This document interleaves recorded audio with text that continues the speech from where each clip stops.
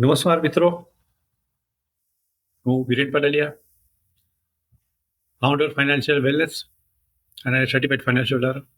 મારો પોતાનો 18 વર્ષનો કોર્પોરેટ સર્વિસનો અનુભવ છે અને મોટાભાગનો ઇન્વેસ્ટમેન્ટ સાઇડ છે અનુભવ. અને છેલ્લા 2 વર્ષથી મારું પોતાનું વેન્ચર સ્ટાર્ટઅપ કરેલું છે.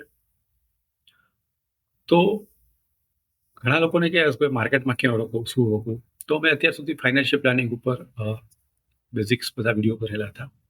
એ પછી જ્યારે આપણું એક્ઝિક્યુશન આવે ગોલ અચીવ કરવા માટે, તો એમાં કઈ કેટેગરી શું છે શું નહીં મ્યુચ્યુઅલ ફંડ્સમાં, તો એના બી આપણે બધાના સહયોગ હતો કે ભાઈ આ એક કેટેગરી બી મૂકો, તો અમે એના એક કેટેગરી રજૂઆત કરી છે. અગાઉ આપણે ફ્લેક્સી કેપ કેટેગરીનો બી આપણે સરસ વિડીયો બનાવેલો હતો.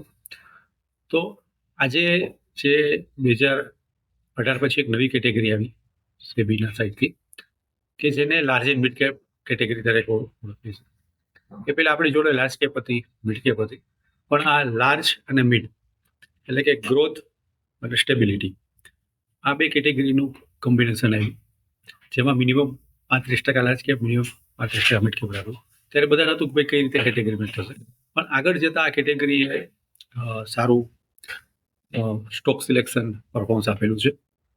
અને ફાયદો એ છે કે લાર્જ કેપ કરતાં એક એડવાન્ટેજ એ છે કે લાર્જ કેપની અંદર ડાયવર્સિફાઈડ નથી, ઘણી બધી કંપની લીડર્સ નથી, પણ અમુક ઇન્ડસ્ટ્રીઝ એવી છે કે જે ખાલી મિડ કેપમાં છે અને ઇન્ડસ્ટ્રી લીડર છે. તો લાર્જ અને મિડનો કોમ્બિનેશન એ થાય કે તમને ગ્રોથ, સ્ટેબિલિટી મળી જાય, સારો પોર્ટફોલિયો મળે, ડાયવર્સિફિકેશન મળે. અને મારો પોતાનું ખાસ અનુભવ એ છે કે જે એફઆઈ આવે છે એ મોટા પેલા 250-300 સ્ટોકમાં જ રોકાણ કરે છે, કારણ કે એ લોકોનો કન્સર્ન લિક્વિડિટી હોય છે. તો આ જ વસ્તુ છે કે જ્યારે પેલા 250 સ્ટોક જે છે એમાં તમારે મિનિમમ 70% રોકવાનું છે, અને બાકીનું જે 30% છે એમાં તમે ગમે ત્યાં એક્સપોઝર લઈ શકો છો. તો આનો ફાયદો છે કે જ્યારે એફઆઈનો ફ્લો આવશે ત્યારે તમે આ કેટેગરીને ફાયદો એ મળશે કે તમે કવરેજ કરી શકશો. અને કેટેગરી દિવસે ને દિવસે મોટી થઈ જાય, કારણ કે લાર્જ કેપ સ્ટેબલ છે કંપની, મિડ કેપ છે, ગ્રોથ છે, તો તમને વોલેટાઇલમાં બી સારું વેલ્થ ક્રિએશન આપી શકે. તો વધુ માહિતી માટે આપણે આગળ લાર્જ એન્ડ મિડ કેટેગરી શું છે એનો આપણે અભ્યાસ કરશું. Large and mid cap mutual ફંડમાં કઈ રીતે કેટેગરી કામ કરે છે, તો એ પહેલા આપણે સિમ્પલ બેઝિક સમજીએ કે માર્કેટ કેપિટલાઇઝ શું છે. કારણ કે લાર્જ કેપ સ્ટોક શું, મિડ કેપ શું, સ્મોલ કેપ શું, એને સૌથી પહેલા બેઝિક સમજવા માટે જોશે આપણે માર્કેટ કેપિટલ. તો માર્કેટ કેપિટલ એ છે કે જે કંપનીના ઓથોરાઇઝ અને ઇસ્યુડ નંબર ઓફ શેર્સ છે એને ગુણ્યા એનો સ્ટોકનો પ્રાઇસ.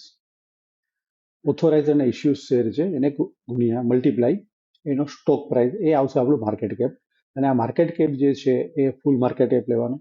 એમાં પ્રથમ જે 100 સ્ટોક આવે ફૂલ માર્કેટ કેપ પ્રમાણે એને આપણે લાર્જ કેપ કહેશું. પછીના 150 સ્ટોક આવે એને આપણે મિડ કેપ સ્ટોક કહેશું, એટલે 101 થી 250 ને.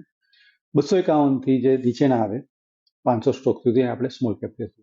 તો આ કોણ બહાર પડે? તો સેબીની ગાઈડન્સ છે કે દર 6 મહિને એમપી જે છે 30 જૂન અને 31 ડિસેમ્બર પછી એનું લેઆઉટ કરશે કયા લાર્જ કેપ સ્ટોક છે, એનું માર્કેટ કેપ શું છે, લાર્જ, મિડ અને સ્મોલ.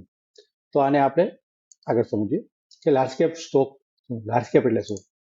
તો લાર્જ કેપ કંપની કે જે ટોપ 100 સ્ટોક્સ છે એને આપણે લાર્જ કેપ ઓળખવું. અને સિમ્પલ છે કે સેબી ડેફિનેશન કે 84,000 કરોડ ઉપર જેનું માર્કેટ કેપ આવે, અબોવ 35 જનનો ડેટા છે, એને આપણે કહેશું લાર્જ કેપ સ્ટોક. બીજું છે ટોપ 100 કંપની જે છે એ ઓલમોસ્ટ માર્કેટ કેપ છે એને નિફ્ટી 500 70% માર્કેટ કેપ આ જે ટોપ 100 સ્ટોક્સનું છે. બીજું જે નિફ્ટી 500 કંપનીઝ છે આખો કન્ટ્રી, એનો 70% રેવન્યુઝ છે એ ટોપ 100 કંપની પ્રોવાઈડ કરે છે. અને 500 કંપની છે એનો પ્રોફિટ જે છે 78% પ્રોફિટ એ આ 100 કંપની આપે છે. તો લાર્જ કેપ ફંડ જે છે બેઝિક સમજવું હોય તો એને આપણે શું કહીએ કે ભાઈ મિનિમમ એમાં 80% રોકવું પડે. આ લાર્જ કેપ ફંડની ડેફિનેશન છે, અથવા લાર્જ કેપ સ્ટોક્સ. તો લાર્જ કેપ ફંડ શું છે? તો કે જે કંપની હાઈલી રેપ્યુટેડ હોય, માર્કેટ લીડર હોય, એને આપણે બ્લુ ચિપ તરીકે હોય, અને ટ્રેક રેકોર્ડ હોય તેજી મંદીનો બધા તગવાનું, તો એને આપણે ઇન્વેસ્ટરનો એનું થોડું વેલ્થ ક્રિએશનનો બી રેકોર્ડ હોય. બીજું છે કે એ લો રિસ્ક હોય, કારણ કે ડાઉન સાઈડ એને જોઈ લેવું તો દરેક ખબર છે કે ભાઈ કઈ સાયકલમાં કંપની કેવી કામ કરશે, તો એને સ્ટેબલ રિટર્ન આપે છે ઇકોનોમિક ડાઉન ટર્ન આવી. ત્રીજું છે થોડું લાંબુ તમારે ઇક્વિટી છે તો લાંબો રિસ્ક રાખવો પડે, પણ સ્મોલ કેપ કરતાં મિડ કેપ કરતાં થોડું ઓછું રિસ્ક છે. અને લાર્જ કેપ એટલા માટે આપણે બ્લુ ચીપ કે એને મલ્ટિપલ સાયકલ કાઢી જેમાં બી એને વેલ્થ ક્રિએટ કરેલું છે, આપણે એને બ્લુ ચીપ તરીકે ઓળખીએ છીએ. જેમ કે રિલાયન્સ ઇન્ડસ્ટ્રીઝ છે, આઈસીઆઈસીઆઈ બેંક છે, એચડીએફસી બેંક છે, એસબીઆઈ છે, આઈટીસી છે, આપણું ટીસીએસ, ઇન્ફોસિસ છે. તો એને આપણે બ્લુ ચીપ કરે કે કારણ કે એનો વેલ્થ ક્રિએશનનો ટ્રેક રેકોર્ડ છે, મલ્ટિપલ સાયકલમાંથી પસાર થઈ ગયા છે, ચેલેન્જીસ ટાઈમમાંથી પસાર થઈ ગયા છે. પણ લાર્જ કેપની કેટેગરીઝ કેવી હોય છે કે ભાઈ ઇન્ડસ્ટ્રી લીડર હોય છે, જેમ રિલાયન્સ છે, ટીસીએસ છે, ઇન્ફોસિસ છે, એચડીએફસી બેંક, એસબીઆઈ છે, ફાર્મા કંપનીઝ છે, સિપ્લા છે, સન ફાર્મા.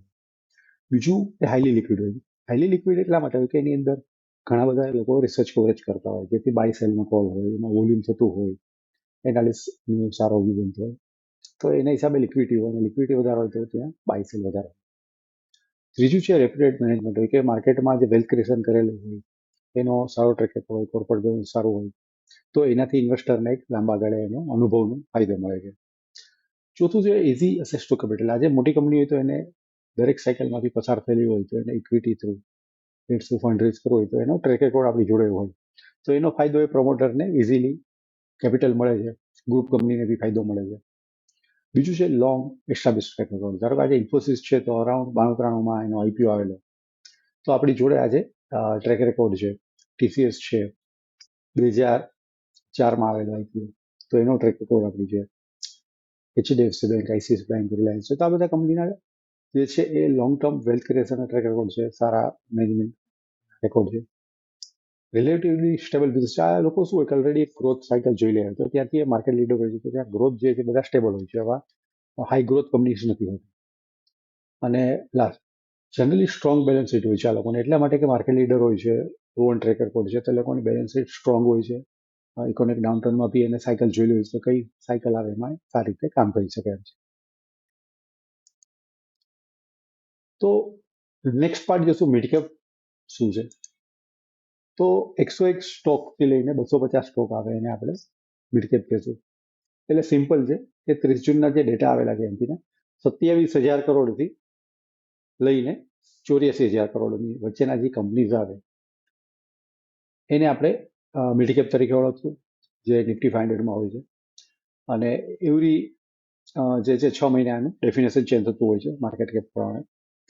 અને આ લાર્જ કેપ અને સ્મોલ કેપ વચ્ચેના જે કેટેગરીઝના સ્ટોક્સ છે બધા આપણે મિડ કેપ તરીકે ઓળખીએ. બીજું, ખાલી મિડ કેપ ફંડમાં રોકાણ કર્યું તેમાં મિનિમમ 65% તમારું મિડ કેપમાં રોકાણ કરવું જરૂરી છે. બાકીના 50% તમે કંઈ કરી શકો. અને જે મિડ કેપ 150 ઇન્ડેક્સ છે એ 16% છે ને એનાથી માર્કેટ કેપ છે એ પ્લોટમાં 16% એનું વેઇટેજ ધરાવે છે એઝ ઓફ 30 સપ્ટેમ્બર. તો મિડ કેપ કોના માટે સજેસ્ટ કરી શકાય? તો મિડ કેપના માટે જે મીડિયમ ટુ લોંગ ટર્મમાં ઇન્વેસ્ટમેન્ટ હોરીઝ હોય, થોડું રિસ્ક એપિટાઇટ વધારે લાગતો હોય એને તમે સજેસ્ટ કરી શકો. બીજું એ ત્યાં ગ્રોથ પાર્ટ સોલિડ હોય, કારણ કે સ્મોલ કેપ ગ્રોથ મેચ્યોર થાય ત્યાંથી તમને ગ્રોથ પાર્ટ મળે, ઓપન એન્ડેડ છે, અને થોડું તમારે રિસ્ક લાર્જ કેપ કરતાં વધારે લેવું પડે, કારણ કે ત્યાં રિસર્ચ કોઈ ઓછું હોય તો અનસર્ટેન ટાઈમ્સમાં તમારે વોલેટિલિટી છે, ડાઉન ટાઈમ વધારે જોઈ શકો, અથવા કંપની કોઈ અનુભવ ન હોય ટ્રેક રેકોર્ડ લિસ્ટિંગનો, તો ત્યાં તમને થોડું રિસ્ક વધી જાય. પણ મિડ કેપ કેટેગરીઝ છે એ સ્મોલ કેપ કરતાં થોડું વધારે લિક્વિડ છે, કારણ કે ત્યાં રિસર્ચ કવરેજ રેશિયો વધારે છે, એના હિસાબે બાય સેલ વધારે હોય, લિક્વિડિટી વધારે હોય, અને આ કંપની જે છે હાયર ગ્રોથ માટે રેડી છે.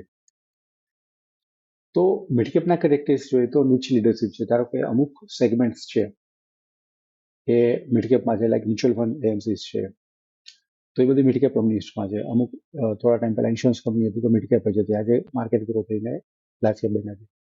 મોડરેટ લિક્વિડિટી છે, ત્યાં મેં તમને કીધું કે જે મિડ કેપમાં લાર્જ કેપ કરતાં કમ્પેરેટિવ ઓછા રિસર્ચ છે, તો ત્યાં લિક્વિડિટી અથવા ઇમ્પેક્ટ કોસ્ટ થોડી હોય છે. ઇનોવેશન એડેપ્ટિવિટીઝ છે, એટલે નાની કંપની છે ટેકનોલોજીને એડેપ્ટ કરીને ઇનોવેશન કરીને ફટાફટ ગ્રો કરી શકે છે. માર્કેટ કેપિટલાઇઝેશન રેન્જ જે છે એ તમને મોટું મળે છે, 27,000 કરોડથી 84,000 કરોડ. ગ્રોથ પોટેન્શિયલ જે હાઈ ગ્રોથ કંપનીઝ હોય છે એનો તમને એક આ સેગમેન્ટમાં ફાયદો મળે, કારણ કે સ્મોલ કેપમાંથી રાહત થઈને મિડ કેપ આવી અને મિડ કેપમાંથી લાર્જ કેપ જઈ શકે છે. તો ગ્રોથ ઓરિએન્ટેડ કંપનીઝ હોય છે, મેચ્યોર હજી નથી થયો બિઝનેસ મોડેલ, અને એક્સપાન્શન જે છે પોટેન્શિયલ કરી શકે, ડાયવર્સિફિકેશન કરી શકે એમ છે. જેમ કે 2008માં સિપ્લા છે, સન ફાર્મા છે, એક્સિસ બેંક છે, બધા એ પહેલા બધા સ્મોલ કેપમાં હતા, પછી બધા મિડ કેપમાંથી લાર્જ કેપમાં આવ્યા, તો એક્સપાન્શન પોટેન્શિયલ છે. અને લોંગ ટર્મ પોટેન્શિયલ છે. વેલ્થ ક્રિએશન માટે સ્મોલ મિડ સૌથી બેસ્ટ છે જો તમારી પાસે 8-10 વર્ષનો ટાઈમ હોય તો. તો આ બધા મિડ કેપના કેરેક્ટરિસ્ટિક્સ છે. તો હવે સમજીએ લાર્જ કેપ સમજ્યું, મિડ કેપ સમજ્યું, પણ આપણે તો સમજવું છે લાર્જ અને મિડ. તો એનો બેનિફિટ શું છે large and mid cap category? તો લાર્જ કેપ કંપની એ છે એમાં તમારું કોઈ બી ટાઈમે જે ફંડ છે લાર્જ એન્ડ મિડ કેટેગરીમાં મિનિમમ 35% રોકાણ હોવું જોઈએ. મિડ કેપનું 35 જોઈએ. એટલે કોઈ બી ટાઈમે 70% તમારું મિનિમમ રોકાણ, 35 + 35 એ લાર્જ એન્ડ મિડમાં હોવું જોઈએ. બાકીનું 30% છે એ તમે કોઈ બી જગ્યાએ રોકી શકો, large cap, mid cap, small cap, cash અથવા ફોરેન ઇક્વિટીમાં. તો આ સિમ્પલ બની large and mid cap category. જે લાર્જ એન્ડ મિડ કેટેગરી છે એનો બેન્ચમાર્ક છે large and mid cap index 250. જે લોંગ ટર્મ તમારે હોલ્ડિંગ હોય 5 યર પ્લસ તો એના માટે આઈડિયલ સારું છે. તો પેલા 100 સ્ટોક લાર્જ કેપ, પછીના 150 મિડ કેપ, એટલે ટોટલ 250નો એનો ઇન્ડેક્સ બનેલો છે 250. તો લાર્જ કેપ જે છે એ સ્ટેબિલિટી પ્રોવાઈડ છે, મિડ કેપ છે એ ગ્રોથ પ્રોવાઈડ કરે છે, સ્પીડ આપણે કહી છે. તો સ્ટેબિલિટી પ્લસ ગ્રોથ છે એનું કોમ્બિનેશન છે large and mid 250, stability plus growth. તો લાર્જ એન્ડ મિડ કેપમાં શું કંટ્રોલ? તો એના થોડા આપણે કેરેક્ટરિસ્ટિક્સ જે બેનિફિટ છે, તો જે માર્કેટ કેપ છે એના 90% ઓવરઓલ જે છે 500 એનું 250માં આવી જાય છે. બીજું ડાયવર્સિફિકેશન મળે છે. લાર્જ એન્ડ મિડ જે છે એમાં તમને ડાયવર્સિફિકેશન વધારે મળે છે. મેં તમને વાત કરી કે ભાઈ સ્ટેબિલિટી અને ગ્રોથ મળે છે. બીજું લેસ રિસ્કી છે કારણ કે ત્યાં રિસર્ચ કવરેજ વધારે છે. બીજું સ્મોલ કેપ કરતાં વધારે હાઈલી લિક્વિડ છે અને ઇકોનોમિક સાયકલ થોડી વધારે જોઈએ તો આ કેટેગરી થોડું રિસ્ક ઓછું છે. હાયર રિટર્ન છે. મિડ કેપ છે ગ્રોથ સાયકલ છે, લાર્જ કેપ છે સ્ટેબલ છે. તો તમને લાર્જ કેપ કરતાં થોડું વધારે રિટર્ન આપી શકે, ડાઉન સાઇડ બી પ્રોટેક્ટ કરી શકે કારણ કે નંબર ઓફ સેક્ટર જે છે એ વધારે છે, ડાયવર્સિફિકેશન વધારે છે એટલા માટે. લીડરશિપ છે કે મિડ કેપ છે એ આજે લાર્જ કેપના તમે કોઈ બી સ્ટોક જોશો છેલ્લા 10 તો એ છેલ્લા 3 વર્ષ 4 વર્ષમાં મિડ કેપમાંથી ગ્રોથ થઈને લાર્જ કેપમાં આવી. તો તમને જે લીડરશિપ જે છે ગ્રો થતી હોય તો એનો ફાયદો બી અહીં મળે કે જે માર્કેટ ગ્રોથ પોટેન્શિયલ છે. અસેટ લોકેશન છે. આજે ફંડ મેનેજરને ઘણી કંપની ગ્રો થતી હોય તો મિડ કેપમાંથી લાર્જ કેપમાંથી મેગા કેપ થાય તો એ પોતાને ફંડ બદલવું નથી પડતું. અહીંયા જે ગ્રોથ છે એનો તમને આખો બેનિફિટ મળે છે અને માર્કેટ કન્ડિશન પ્રમાણે તમે અહીંયા સ્ટોક સિલેક્શન સારો ફાયદો.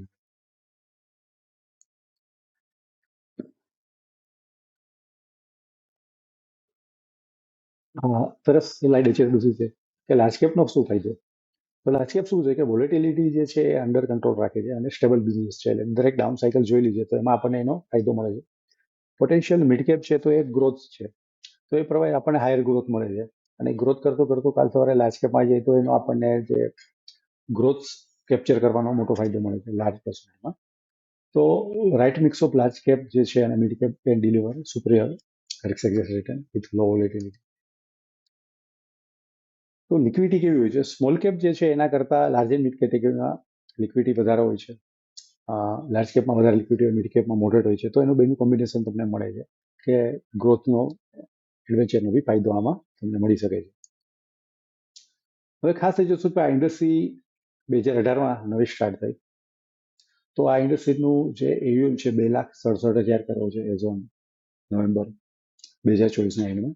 તો ખૂબ જે 5 વર્ષમાં આવડી મોટી કેટેગરી થઈ છે તો સાઇઝેબલ છે. તો એને શું વેલ્થ ક્રિએટ કર્યું છે એ બી આપણે ટ્રેક કરી શકીએ આગળ. તો લાર્જ કેપ છે એમાં ખાલી 17 સેક્ટર આવે છે એઝ ઓન 31 ઓક્ટોબર. મિડ કેપમાં 20 આવે છે. તો લાર્જ એન્ડ મિડમાં ટોટલ 20 સેક્ટર છે. મોસ્ટ ઇમ્પોર્ટન્ટ પાર્ટ છે કે લાર્જ કેપમાં જે 5 સેક્ટર છે પેલા એ રફલી 70% વેટેજ છે. મિડ કેપમાં પેલા 5 સેક્ટર છે રફલી 61% છે. લાર્જ એન્ડ મિડ કેટેગરીમાં 60% છે. તો એનાથી તમે નીચે ડ્રો ડાઉન કરીએ છીએ આપણે કે જે ટોપ 10 સ્ટોક્સ છે એનું જે વેઇટેજ છે એ ખાલી 46% છે ઇન્ડેક્સમાં. મિડ કેપમાં એનાથી ઓછું છે કોન્સન્ટ્રેશન, ખાલી 17.5% છે. લાર્જ એન્ડ મિડમાં 23% છે.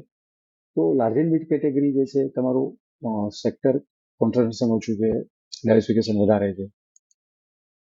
તમે આ જોશો તો લાર્જ એન્ડ મિડ કેટેગરીમાં લાર્જ કેપ, મિડ કેપ અને ખાલી મિડ કેપ કોમ્પિટીમાં સેક્ટર તમે જોશો તો લાર્જ એન્ડ મિડ વધારે ડાયવર્સિફાઈડ છે, વધારે સેક્ટર કવરેજ કરે છે.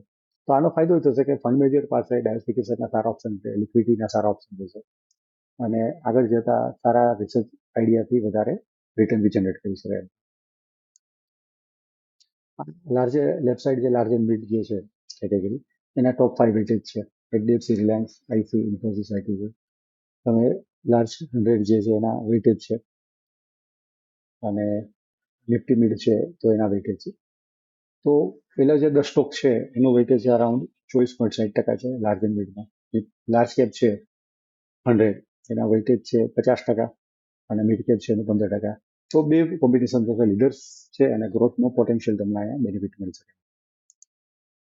ખાસ રિટર્ન તો આપણે વાત કરીએ તો પહેલા રિસ્ક લેવું જોઈએ કે આપણા માટે સહનમંદ છે કે નહીં. તો જે ગ્રીન હાઇલાઇટ કરેલું છે એ એન્યુઅલ રિટર્ન છે. 5 વર્ષનું લાર્જ એન્ડ મિડ કેટેગરીનું રિટર્ન 17% છે. આ ઇન્ડેક્સ રિટર્ન છે.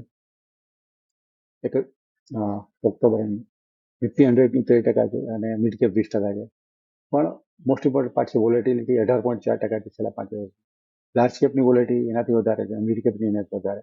તો લાર્જ એન્ડ મિડ જે છે રિસ્ક એડજસ્ટેડ રિટર્ન જે છે એ સૌથી વધારે છે 0.93. લાર્જ કેપ 0.70 છે અને મિડ કેપ છે એ વધારે છે, હાઈ રિસ્ક હાઈ રિટર્ન. પણ આ જ વસ્તુ ફાયદો એ છે કે તમને લાર્જ એન્ડ મિડ કેટેગરી વધારે જે એડજસ્ટ છે, તમારે વધારે રિસ્ક લેવું હોય તો તમે મિડ કેપ લઈ શકો છો વધુ લાંબા ગાળાના હોરિઝન સાથે. ખાસ છે આ કેટેગરીઝ જે છે એનું યોગ બી મોટું છે. તો આ બધા રિટર્ન્સ જે તમે ટ્રેક કરી શકો છો, બધા ફંડ હાઉસ નથી કે જેને આપણે 1 વર્ષ પૂરો થઈ બધા લીધા છે. 5 યર્સ 10 યરમાં બી સારા એવા રિટર્ન જે 3 યર્સમાં માર્કેટ ચાલુ છે 18%નું પ્લસનું એવરેજ રિટર્ન છે. 5 યરમાં 21% છે. 7 વર્ષમાં 15.5% રિટર્ન છે અને 10 વર્ષમાં 15.5% રિટર્ન છે. તો લોંગ ટર્મમાં એક સારું એવું વેલ્થ ક્રિએટ કરેલું છે લાર્જ કેપ કરતા. અને બીજું પાર્ટ એ છે કે તમને એવું હશે કે ભાઈ લાર્જ કેપ અને મિડ કેપ જ હશે, પણ એવું નથી. સારા ફંડ હાઉસ છે એ લોકો સ્મોલ કેપમાંથી આલ્ફા ક્રિએટ કરે છે. તો આ બી પાર્ટ છે કે ભાઈ એવું નથી કે ભાઈ large cap mid cap small કેપથી આલ્ફા ક્રિએટ કરે છે. તો કોમ્બિનેશન ઓફ 3 છે, લાર્જ, મિડ અને સ્મોલ. એટલે ત્રણે જે છે 35% લાર્જ કેપ, 35% મિડ કેપ સિવાયમાં બાકીનું જે 30% છે એમાં બી એ લોકો પ્લે કરી શકતા. તો આ એક કેટેગરી જે છે એ સારી છે, વેલ્થ ક્રિએશન બનેલી છે. તો આપણે અત્યાર સુધી જે વાત કરી કે લાર્જ એન્ડ મિડ કેટેગરી નવી આવેલી છે, ગ્રોથ પ્લસ સ્ટેબિલિટીનો એક સારો ઓપ્શન છે.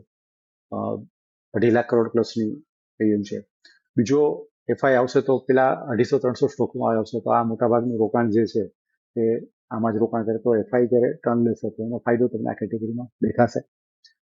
અને ખાસ રિસ્ક રિટર્ન જોઈને તમારું financial goal, asset allocation, risk appetite અને ટાઈમ હોરિઝન જોઈને તમે તમારા ગોલ બિઝનેસ કરી શકો છો. અને જો આ તમને મારા ફાઇનાન્શિયલ પ્લાનિંગ છે બેઝિક ઇમ્પોર્ટન્ટ છે તો એના વિડીયો અમે ગુજરાતીમાં બનાવેલા છે. તો એ મારી ચેનલ છે વિરેન પટેલિયા, એમાં યુટ્યુબમાં સબસ્ક્રાઇબ કરીને જોઈ શકો છો.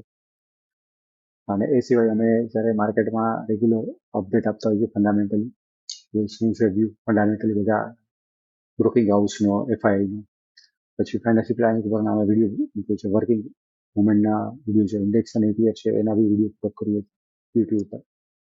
જો તમને સારું લાગે એવો વિડીયો તો તમારા રિલેટિવ્સ, સ્નેહીજનો, ફ્રેન્ડ્સ છે, ફ્રેન્ડ્સ છે એને તમે મારી ચેનલ સબસ્ક્રાઇબ કરીને શેર કરાવી શકશો. મારી ચેનલનું નામ છે વિરેન પટેલિયા. અને ખાસ આ વિડીયોની અંદર મારું ડિસ્ક્લેમર છે. This video is created for learning and education purpose only. Kindly take professional advice while making investment decision. Mutual fund investment is subject to market risk. Read all scheme related document carefully. Past performance may or may not sustain in the future and not a guarantee of future returns. And this tool has been designed for information purpose only. Actual result may vary depend on various factors involved in the capital market. Thank you for watching.